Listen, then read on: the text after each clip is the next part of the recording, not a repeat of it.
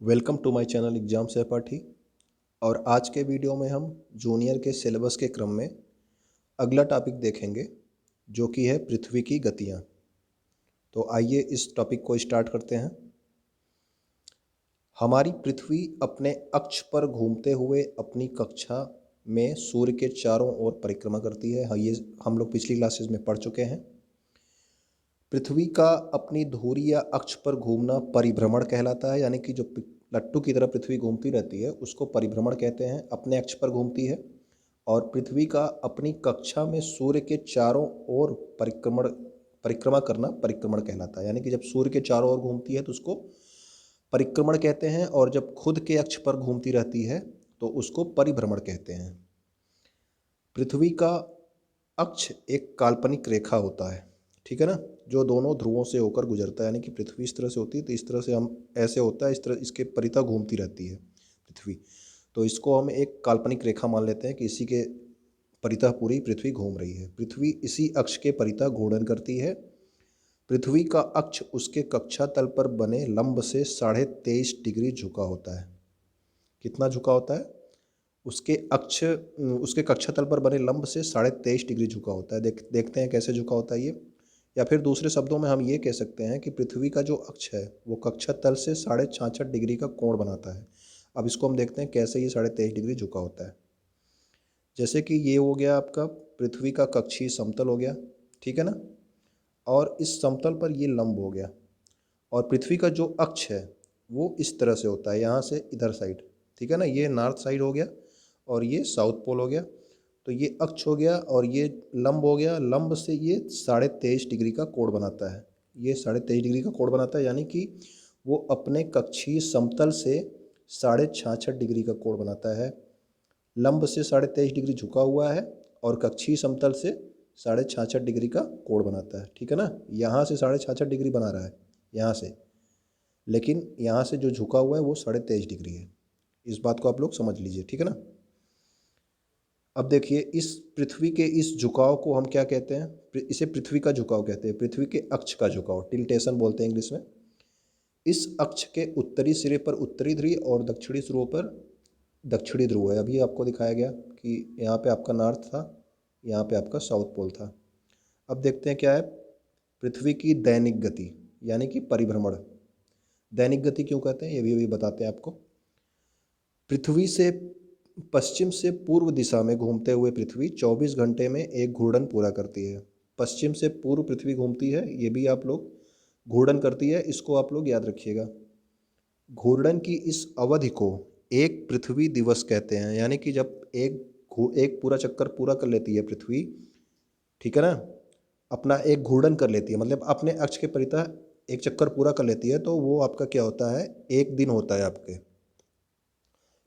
यह पृथ्वी की दैनिक गति है। इसी गति के कारण दिन और रात होते हैं, यानी कि पृथ्वी जैसे लट्टू की तरह अपने अक्ष पर घूमती है, एक चक्कर उसका एक घूम घूम जाने पे एक दिन हो जाता है, ठीक है ना, एक दिन पूरा हो जाता है, दिन रात पूरा हो जाता है। सूर्य, चंद्रमा आदि आकाशीय पिंड पूर्व से पश्चिम गति करते हुए दिखाई देते हैं। क्यों? क्योंकि जो है पृथ्वी पश्चिम से पूर्व दिशा में घूमती है, अपने अक्ष पर घूर्णन करती है पश्चिम से पूर्व दिशा में। इसीलिए हमें जो और आकाशीय पिंड है जैसे सूर्य और चंद्रमा, ये हमको पूर्व से पश्चिम की ओर जाते हुए दिखाई देते हैं, ठीक है ना। पृथ्वी सूर्य से प्रकाश और ऊष्मा प्राप्त करती है। पृथ्वी क्योंकि ग्रह है, इसका कोई जो है खुद का प्रकाश नहीं होता, खुद की ऊष्मा नहीं होती, इसलिए ये सूर्य से ऊष्मा प्राप्त करती है, क्योंकि सूर्य एक तारा है, ठीक है ना। तो पृथ्वी का लगभग आकार, मतलब कि इसका जो है आकार लगभग गोल है। इसीलिए एक समय में इसके आधे भाग में ही सूर्य का प्रकाश पड़ता है। सूर्य की ओर वाले भाग में जो दिन होता है और उसके विपरीत जो होता है उसमें रात होती है, जैसे कि आप इस फिगर में देख पा रहे हैं। तो इसी को जो है पृथ्वी का प्रकाश वृत्त कहा जाता है। पृथ्वी पर जो वृत्त दिन और रात को विभाजित करता है उसे प्रकाश वृत्त या प्रदीप्त वृत्त कहा जाता है, ठीक है ना। ये आपका पृथ्वी का प्रकाश वृत्त है। जिसके सामने पड़ रहा है वहाँ पे आपका दिन है, और जो इसके सामने नहीं पड़ रहा है पृथ्वी का भाग, वहाँ पे आपका रात है, ठीक है ना। अब देखते हैं पृथ्वी की घूर्णन गति के कारण, आप इसको आप सिंपली नॉर्मली समझ लीजिए कि पृथ्वी की घूर्णन गति के कारण, यानी कि पृथ्वी जो लट्टू की तरह अपने अक्ष पर घूमती है उसके कारण दिन और रात होते हैं। सूर्य, चंद्रमा आदि आकाशीय पिंड पूर्व से पश्चिम की ओर गति करते हुए प्रतीत होते हैं। वो गति नहीं करते हैं, वो ऐसा प्रतीत होता है कि वो पूर्व से पश्चिम जा रहे हैं, जबकि हमारी पृथ्वी जो है पश्चिम से पूर्व घूर्णन कर रही होती है। ठीक है ना। तो अब देखते हैं अगला, पृथ्वी की, वो था हमारा परिभ्रमण। परिभ्रमण क्या था? परिभ्रमण के कारण दिन और रात हो रहे थे। अब हम आगे पढ़ेंगे पृथ्वी की वार्षिक गति। वार्षिक गति, परिक्रमण काल, यानी कि सूर्य के चारों ओर जब एक परिक्रमा पूरा कर लेती है पृथ्वी तो 1 साल हो जाता है, और अपने अक्ष पर जब एक चक्कर पूरा करती है तो 1 दिन पूरा होता है। ठीक है ना, ये अंतर याद रखना आप लोग। पृथ्वी अपनी धुरी पर घूमने के साथ साथ दीर्घ वृत्ताकार कक्षा में सूर्य के चारों ओर परिक्रमा भी करती है। ठीक है, 365 सही 1/4 दिन, यानी कि 365 दिन और 6 घंटे में ये सूर्य की एक परिक्रमा पूरी कर लेती है। अब देखिए 365 दिन का तो 1 साल हो जाता है, लेकिन ये 6 घंटे हर साल एक्स्ट्रा ऐड हो जाते हैं। यह पृथ्वी की परिक्रमण गति कहलाती है। इसे ही पृथ्वी की वार्षिक गति कहते हैं। सामान्यतया एक वर्ष में 365 दिन होते हैं। प्रत्येक वर्ष के अतिरिक्त जो 6 घंटे हो रहे हैं वो प्रत्येक हर चौथे वर्ष के अतिरिक्त दिन के रूप में जोड़ दिया जाता है, यानी कि 4 साल में ये 24 घंटे हो जाएंगे। तो इसीलिए जो है जो चौथा वर्ष होता है वो 366 दिन का होता है। इसे अधिवर्ष कहते हैं। इसमें क्या होता है, फरवरी माह में एक दिन और जोड़ दिया जाता है कि फरवरी में 28 से 29 दिन हो जाते हैं। ठीक है ना। जैसे कि 2020 क्या था, वो था आपका लीप ईयर। अब 2024 में लीप ईयर होगा। अब देखें, आगे देखें, पृथ्वी के अक्ष का झुकाव वर्ष भर एक ही ओर रहता है, यानी कि पृथ्वी इस तरह से होती है तो ऐसे होता है, जब ये घूमती रहती है चारों ओर तो इसका अक्ष का झुकाव एक ही तरफ हमेशा रहता है। पृथ्वी अपने अक्ष पर 23.5 डिग्री झुकी होने और सूर्य के चारों ओर चक्कर लगाने के कारण ही ऋतु परिवर्तन होता है। यानी कि सूर्य के चारों ओर जो चक्कर लगा रही है और इसका 23.5 डिग्री जो झुकाव है, इसी की वजह से ऋतुओं में परिवर्तन होता है पृथ्वी पर। पृथ्वी अपने अक्ष पर न झुकी होती तो परिक्रमण गति के बावजूद भी ऋतु परिवर्तन नहीं होता। वर्ष भर दिन और रात समान अवधि के होते, 12-12 घंटे के। अगर ये अपने अक्ष पर न झुकी होती तो कोई मौसम नहीं बदलते और हमारा जो है 365 दिन 12-12 घंटे के दिन और रातें होती। सूर्य से पृथ्वी की औसत दूरी लगभग 15 करोड़ किलोमीटर है, जो कि बदलती रहती है। अब देखिए कैसे बदलती रहती है, क्योंकि ये दीर्घ वृत्ताकार पथ पर गति करती है, इसीलिए कभी जो है सूर्य के नज़दीक तो कभी सूर्य से बहुत दूर होती है। तो ये देखिए ये वाली स्थिति क्या है, 3 जनवरी को जो पृथ्वी होती है वो सूर्य के सर्वाधिक निकट होती है। जब सूर्य के सर्वाधिक निकट होती है तो इस स्थिति को उपसौर कहते हैं, पेरीहीलियन बोलते हैं इसको। 3 जनवरी को याद रखिएगा, 3 जनवरी उपसौर। ये क्वेश्चन डायरेक्ट पूछ लेता है और आदमी कंफ्यूज हो जाता है उपसौर और अपसौर में। 4 जुलाई को पृथ्वी सूर्य से सर्वाधिक दूर होती है, इस स्थिति को अपसौर कहते हैं, अपहेलियन। ओके। दोपहर में सूर्य की किरणें सीधी पड़ती हैं तथा प्रकाश कम क्षेत्र में फैलता है, इसलिए प्रकाश की तीव्रता अधिक होती है। क्योंकि सूर्य डायरेक्ट हमारे ऊपर चमकता है, इसीलिए प्रकाश की तीव्रता अधिक होती है दोपहर में।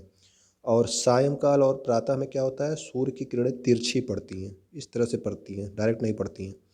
तो इससे जो है क्या होता है, प्रकाश ज़्यादा क्षेत्रों में फैलता है और इस समय प्रकाश की तीव्रता दोपहर की तुलना में कम होती है। ये तो हम लोग महसूस करते हैं डेली। ठीक है ना। अब देखिए ये एक पॉइंट आप याद रखिए, सूर्यातप क्या क्या क्या होता है। सूर्य से ऊष्मा और प्रकाश के रूप में जो ऊर्जा होती है उसको हम क्या बोलते हैं, सूर्यातप कहते हैं। ठीक है ना। अब देखते हैं ऋतु परिवर्तन कैसे होते हैं। 21 जून को, ये डेट आपको याद रखनी है, 21 जून को सूर्य की किरणें कर्क रेखा पर सीधी पड़ती हैं। कर्क रेखा कहाँ पे होता है, आप लोगों को बताया गया था, ये था भूमध्य रेखा। कर्क रेखा आपका यहाँ पे था और मकर रेखा नीचे था। तो जो 21 जून है वहाँ पे कर्क रेखा पर डायरेक्ट पड़ती हैं सूर्य की किरणें। इस समय कर्क रेखा पर सर्वाधिक सूर्यातप प्राप्त होता है, यानी कि सूर्य का अधिक ऊष्मा प्राप्त होता है 21 जून को कर्क रेखा पर, जिससे यहाँ पर इस समय गर्मी का मौसम होता है। 21 जून को आप लोग आप इंडिया में जो है, इंडिया किधर साइड में है, कर्क रेखा जो है इंडिया को बीच से जो है काटती है। तो आप इसको आप ध्यान रखेंगे तो आप समझ पाएंगे 21 जून को क्या है। 21 जून को आपको गर्मी का मौसम होता है, क्योंकि सूर्य की किरणें कर्क रेखा पर सीधी पड़ती हैं। इस समय उत्तरी गोलार्ध में ग्रीष्म ऋतु, ठीक है ना, उत्तरी गोलार्ध मतलब ये आपका इस रेखा के इधर ऊपर साइड में क्या है, उत्तर है, नॉर्थ साइड, और नीचे साउथ है। तो उत्तरी गोलार्ध में इस समय ग्रीष्म ऋतु, क्योंकि सूर्य की किरणें यहाँ पे पड़ रही हैं, ठीक है ना, इसलिए। अब देखिए आगे, इस समय उत्तरी गोलार्ध में ग्रीष्म ऋतु और दक्षिणी गोलार्ध में शीत ऋतु होती है, ये आप समझ गए, ठीक है ना। अतः उत्तरी गोलार्ध में इस समय दिन अपेक्षाकृत बड़े हैं। आप देखते होंगे गर्मियों में दिन बड़े होते हैं, तो जब आपका जो है 21 जून को अधिक गर्मी पड़ रही है तो उस समय दिन भी बड़े होंगे और रातें छोटी होती हैं। इसे हम सूर्य का उत्तरायण होना या फिर ग्रीष्म संक्रांति कहा जाता है। ये आप दोनों टर्म याद रखिएगा, सूर्य का उत्तरायण होना या फिर ग्रीष्म संक्रांति कहा जाता है इसको। देखिए इसमें समझते हैं क्या होता है। ये हो गया आपका जो है 21 जून वाला टाइप। तो इस समय क्या होता है, देखिए ये आपका कर्क रेखा है, ठीक है ना, सूर्य की किरणें कर्क रेखा पर पड़ रही हैं। तो इस वजह से ग्रीष्म ऋतु जो है आपका उत्तरी ध्रुव में ग्रीष्म ऋतु होती है और दक्षिणी ध्रुव में क्या होता है, शीत ऋतु होती है। और यही जो है फिर 21 जून से जब आपका 21 मार्च आ जाएगा या फिर 23 सितंबर, इन दोनों में क्या होता है, इसमें भूमध्य रेखा पर जो है सीधी पड़ती हैं सूर्य की प्रकाश। इससे क्या होता है, इसमें दिन और रात बराबर होते हैं 21 मार्च और 23 सितंबर को, ठीक है ना। और ये एक और जो है कंडीशन है आपका 22 दिसंबर का। 22 दिसंबर को क्या होता है, ये मकर रेखा पर सूर्य की किरणें ये मकर रेखा पर सीधी पड़ती हैं। इस वजह से क्या होता है, दक्षिणी ध्रुव में ग्रीष्म ऋतु होता है और उत्तरी ध्रुव में 22 दिसंबर को क्या होती है, सर्दी का मौसम होता है। और सर्दी का मौसम होगा तो दिन छोटे होंगे, ठीक है ना। तो आप ये जानिए कि आप नॉर्थ नॉर्थ जो है उत्तरी गोलार्ध में रहते हैं, तो उत्तरी गोलार्ध में 22 दिसंबर को ठंड पड़ेगी। आगे वाले वीडियो में देखते हैं क्या होता है। देखिए 21 मार्च और 23 सितंबर को सूर्य की किरणें कहाँ पड़ रही हैं, भूमध्य रेखा पर। अभी 21 जून को आपको कहाँ पर बताया था, कर्क रेखा पर पड़ रही थी। अब 21 मार्च और 23 सितंबर दोनों के दिन देखो भूमध्य रेखा पर पड़ रही हैं, यानी कि विषुवत वृत्त पर सीधी पड़ती हैं। विषुवत रेखा पर सर्वाधिक सूर्य तप प्राप्त होता है इस समय, जब सूर्य की किरणें सीधी उस पर पड़ेंगी तो सबसे ज़्यादा सूर्य तप उसी को प्राप्त होगा, जिससे यहाँ पर इस समय गर्मी का मौसम होता है, ठीक है ना। 21 मार्च और 23 सितंबर को भूमध्य रेखा पर गर्मी का मौसम होता है।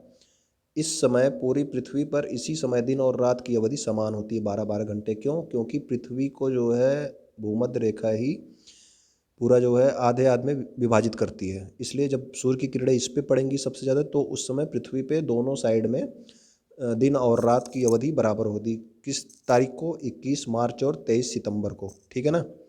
इन तिथियों को विषुव कहा जाता है। डायरेक्ट पूछता है आपको 21 मार्च या 23 सितंबर को क्या कहा जाता है, तो आप बोलेंगे क्या, विषुव, इक्विनॉक्स। 21 मार्च को क्या होता है, वसंत विषुव होता है, ठीक है ना।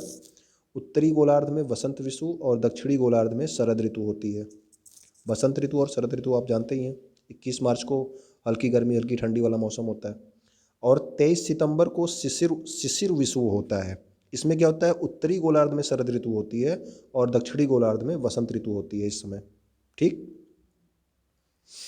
और इस समय दोनों गोलार्धों में एक समान मौसम पाया जाता है। दोनों गोलार्धों में वही बसंत वाला मौसम ही पाया जाएगा, चाहे उत्तरी गोलार्ध हो चाहे दक्षिणी। और इस समय जो है 12 घंटे का दिन और 12 घंटे की रात भी होती है 21 मार्च और 23 सितंबर को, याद रखना। अब देखें 22 दिसंबर वाला क्या है चक्कर। 22 दिसंबर को जो सूर्य की किरणें हैं वो कहाँ पड़ रही हैं, वो पड़ती हैं यहाँ दक्षिणी गोलार्ध में मकर रेखा पर। ये मकर रेखा आपका हो गया, ठीक है ना, ये मकर रेखा पर पड़ती हैं। तो इस स्थिति को सूर्य का दक्षिणायण होना, यानी कि दक्षिणी भाग में जाता है ना, इधर साउथ होता है इधर नॉर्थ होता है, ऊपर था तो क्या था, उत्तरायण हो रहा था सूर्य, ठीक है ना। अब ये हो गया सूर्य का दक्षिणायन होना, या फिर इसको मकर संक्रांति या फिर शीत संक्रांति भी कहते हैं। उसको क्या बोल देते हैं, ग्रीष्म संक्रांति।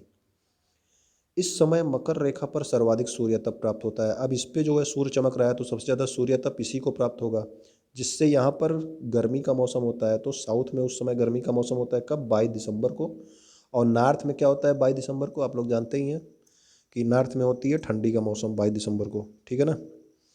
और दक्षिणी गोलार्ध में इस समय दिन अपेक्षाकृत बड़े और रातें छोटी होती हैं। अब ये दक्षिणी गोलार्ध में जब गर्मी पड़ रही है तो दिन तो बड़े होंगे ही और रातें छोटी होंगी। और इस समय दक्षिणी गोलार्ध में ग्रीष्म ऋतु और उत्तरी गोलार्ध में शीत ऋतु होती है। 22 दिसंबर आप याद आएगा तो आपको खुद ही याद आएगा कि उत्तरी गोलार्ध में शीत ऋतु होती है और हम लोग उत्तरी गोलार्ध में रहते हैं, ये आप याद रखिएगा। अब देखते हैं क्षितिज क्या है। क्षितिज उसको कहते हैं जहाँ पर पृथ्वी और आकाश मिलते हुए दिखाई देते हैं, उसको क्षितिज कहते हैं। कई दूर दूर दिखता है ना, जहाँ पे पृथ्वी और आकाश ऐसे मिल गए हैं, उसको बोलते हैं क्षितिज, हॉरिजॉन। ये आप लोग याद रखिएगा, डायरेक्ट इस तरह से पूछ लेता है क्षितिज क्या होता है। पृथ्वी के ताप कटिबंध के बारे में देखते हैं। ताप कटिबंध क्या होता है? कर्क रेखा और मकर रेखा के बीच के क्षेत्र को उष्ण कटिबंध कहते हैं। इन क्षेत्रों में सूर्य से सर्वाधिक सूर्य तप प्राप्त होता है। देखिए उष्ण कटिबंध क्या है, इस फिगर में देखते हैं। कर्क रेखा देख रहे हैं आप, ये 23.5 डिग्री नॉर्थ साइड में कर्क रेखा है ये, और ये आपका 23.5 डिग्री साउथ साइड में ये है आपका मकर रेखा, और ये आपका कर्क रेखा। तो जो सूर्य का प्रकाश है वो सबसे ज़्यादा इन्हीं क्षेत्रों पे पड़ता है इस समय। तो इस वजह से ये क्या होता है, यहाँ पे उष्ण कटिबंध होता है। ये उष्ण कटिबंध है, ये विषुवत वृत्त है बीच में, ठीक है ना। उसके बाद यहाँ से 23.5 डिग्री इधर, 23.5 डिग्री इधर, क्या होता है, उष्ण कटिबंध होता है। उसके बाद देखिए मकर रेखा, और ये आपका 66.5 डिग्री है, ठीक है ना, और 66.5 डिग्री इधर है। ये नॉर्थ साइड का 66.5 है और ये 66.5 साउथ का है। तो मकर रेखा यानी कि 23.5 और 66.5 डिग्री साउथ के मध्य में, और 23.5 डिग्री और 66.5 डिग्री नॉर्थ के मध्य में शीतोष्ण कटिबंध होता है, ठीक है ना। शीतोष्ण कटिबंध बोलते हैं इसको, शीत और उष्ण दोनों है, ठीक है ना। उसके बाद देखिए अब इधर 66.5 के बाद दक्षिणी ध्रुव तक, और इधर 66.5 नॉर्थ के बाद उत्तरी ध्रुव तक, ये क्या होता है, शीत कटिबंध होता है, ठीक है ना। अब समझ में आ गया होगा। अब आगे देखते हैं इसमें, यहाँ पे नीचे वही सब चीज़ें लिखी हुई हैं कि उत्तरी गोलार्ध में कर्क रेखा और आर्कटिक वृत्त के मध्य, मतलब 66.5 डिग्री नॉर्थ, कर्क रेखा नॉर्थ साइड में है, और आर्कटिक वृत्त किधर होता है, 66.5 डिग्री नॉर्थ को आर्कटिक वृत्त कहते हैं। उसके मध्य दक्षिणी गोलार्ध में, उसके मध्य तथा दक्षिणी गोलार्ध में मकर रेखा, ठीक है ना, मकर रेखा होता है यहाँ पे। उसके बाद ये 66.5 डिग्री वाला जो हो गया, इसको बोलते हैं अंटार्कटिक वृत्त। इसके मध्य जो है मध्यम तापमान रहता है, इसको क्या बोलते हैं, शीतोष्ण कटिबंध कहते हैं। उसके बाद देखिए आर्कटिक वृत्त के ऊपर, यानी कि ये यहाँ पे था ना, आर्कटिक वृत्त इधर था और यहाँ पे था, ये था अंटार्कटिक वृत्त। आर्कटिक वृत्त के ऊपर और अंटार्कटिक वृत्त के नीचे जो है, यानी कि इसके दक्षिण में और इसके उत्तर में जो क्षेत्र होता है, वहाँ पर अत्यधिक ठंड होती है। यहाँ पर सूर्य कभी भी क्षितिज से ऊपर दिखाई नहीं देता। देखिए क्षितिज आपको इसीलिए बताया था, वहाँ पे ऐसा लगता है कि बहुत दूर कहीं सूर्य चमक रहा है, ठीक है ना, उसके ऊपर दिखाई नहीं देता। इसलिए इस क्षेत्र को क्या कहते हैं, शीत कटिबंध कहते हैं। यहाँ पे सूर्य जो है, सूर्य का प्रकाश पड़ता ही नहीं है। तो जब सूर्य का प्रकाश एकदम कम पड़ेगा, बहुत कम, एकदम लगेगा कि बहुत दूर कहीं सूर्य चमक रहा है, तो वहाँ पे क्या होता है, शीत कटिबंध होता है, हमेशा बर्फ ही बर्फ होती है, ठीक है ना। तो ये आपका टॉपिक पूरा हो गया, पृथ्वी की गतियाँ। आशा करता हूँ कि आप लोगों को कुछ समझ में आया होगा। अगर कुछ भी समझ में आया हो तो आप वीडियो को लाइक करेंगे और क्या करेंगे, अपने उन दोस्तों तक पहुँचाएंगे जिनको इस वीडियो की ज़रूरत हो। और आपको वीडियो देखने के लिए बहुत बहुत धन्यवाद।